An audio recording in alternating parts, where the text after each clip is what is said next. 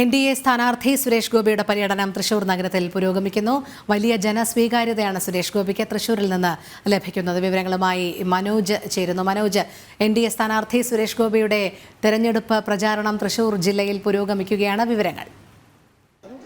തീർച്ചയായും രോഹിണി, വളരെ മികച്ച രീതിയിൽ തന്നെയാണ് NDA സ്ഥാനാർത്ഥിയായിട്ടുള്ള സുരേഷ് ഗോപിയുടെ പര്യടനം തൃശൂർ ജില്ലയിൽ വിവിധയിടങ്ങളിലായി പുരോഗമിക്കുന്നത്. ഞാനിപ്പോൾ നിൽക്കുന്നത് മുരുകാനഗർ കോളനിയിലാണ്. ഇവിടെയുള്ള ജനങ്ങളൊക്കെ തന്നെ അദ്ദേഹത്തെ സ്വീകരിക്കാൻ വേണ്ടി തയ്യാറാണ്. ഇവിടെ താമരയൊക്കെ എന്തിക്കൊണ്ട് കൊച്ചുകുട്ടികൾ ഉൾപ്പെടെ അദ്ദേഹത്തെ കാണുവാൻ വേണ്ടി ഇവിടെ എത്തിയിട്ടുണ്ട്. എന്താ പേര്? ആരെ കാണാനിരിക്കുന്നേ? സുരേഷ് ഗോപി കാണാനാ? ഇപ്രാവശ്യം ജയിക്കോ സുരേഷ് ഗോപി? ജയിക്കോ? തീർച്ചയായും കുട്ടികളും അതുപോലെ തന്നെ മറ്റ് കുടുംബങ്ങളുമൊക്കെ അദ്ദേഹത്തെ സ്വീകരിക്കാൻ വേണ്ടി ഇവിടേക്ക് ഇരിക്കുന്നുണ്ട്. അതോടൊപ്പം തന്നെ മറ്റൊരു കാര്യം, ഈ മുരുകാനഗർ കോളനിയിലെ 25ഓളം കുടുംബങ്ങൾ ഇന്ന് പുതുതായി BJPയുടെ അംഗത്വം കൂടെ സ്വീകരിച്ചുകൊണ്ട് അദ്ദേഹത്തിന്റെ ഈ ഇലക്ഷൻ പ്രവർത്തനത്തിൽ ഇറങ്ങുകയാണ്. സുരേഷ് ഗോപി ജയിക്കണമെന്നുള്ള ഒരു ആവശ്യം തന്നെയാണ് ഇവിടെയുള്ള ജനങ്ങൾക്ക് മുഴുവനായുള്ളത്. എന്തുകൊണ്ട് അദ്ദേഹം ജയിക്കണമെന്നാണ് ഇവിടെയുള്ള ജനങ്ങളൊക്കെ ആഗ്രഹിക്കുന്നത്? കാരണം സുരേഷ് ഗോപി റെപ്രസെന്റ്സ് നരേന്ദ്രമോദിജി, ഒരു വിഷനുള്ള ആളാണ്. നാളെ വരുന്ന തലമുറയ്ക്കൊക്കെ ഒരു നല്ലപോലെ ഒരു അവസ്ഥ ഉണ്ടാവട്ടെ പറഞ്ഞിട്ടാണ് ഇന്ന് അവർ കഷ്ടപ്പെടുന്നത്. അപ്പോൾ അവരുടെ അംഗത്തിലാണ് സുരേഷ് ഗോപി. അപ്പോൾ സുരേഷ് ഗോപി ജയിക്കണം എന്നാണ് നമ്മുടെ താല്പര്യം. മോദിയുടെ ഗ്യാരണ്ടി മുന്നോട്ട് വെച്ചാണ് അദ്ദേഹം ഈ പ്രചരണം നടത്തുന്നത്. മോദി ആണ് ഗ്യാരണ്ടി എന്നാണ് അദ്ദേഹം പറയുന്നത്. ആണ്, കാരണം ഈ 10 വർഷം ജോലി ചെയ്ത് എല്ലാവരും കണ്ടിട്ടുണ്ട്. അപ്പോൾ അവർ പറയുന്നു, പ്രവൃത്തിയിലും എല്ലാവർക്കും വിശ്വാസമുണ്ട്. അപ്പോൾ അതാണ് മോദിയുടെ ഗ്യാരണ്ടി.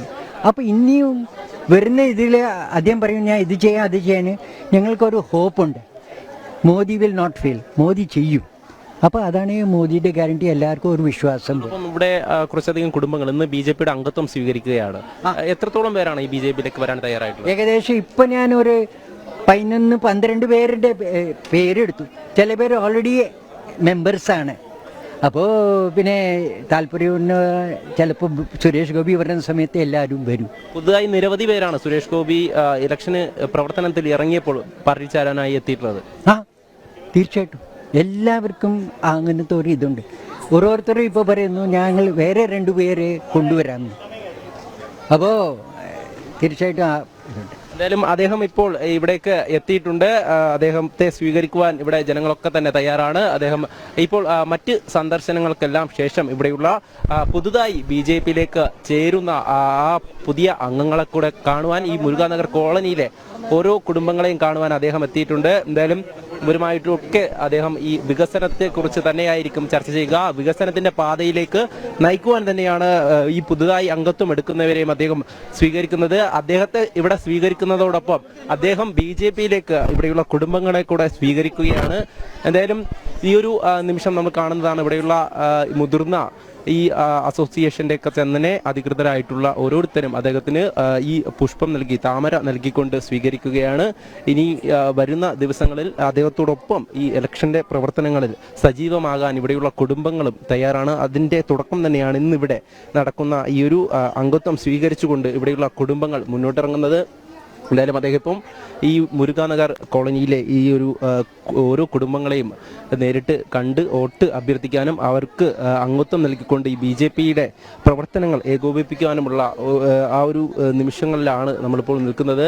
ഏതായാലും വളരെ മികച്ച രീതിയിലുള്ള പര്യടനം തന്നെയാണ് തൃശ്ശൂരിലെ ഓരോ മേഖലയിലും നടന്നുകൊണ്ടിരിക്കുന്നത്. 2ാമത്തെ ദിവസമാകുമ്പോഴേക്കും ശക്തൻ മാർക്കറ്റിലും പാലസ് ഗ്രൗണ്ടിലും ഉൾപ്പെടെ നമ്മൾ ദൃശ്യങ്ങളിലൊക്കെ കണ്ടതാണ്. നിരവധിയധികം ജനങ്ങൾ അദ്ദേഹത്തിന് പിന്തുണയർപ്പിച്ചെത്തുന്നു.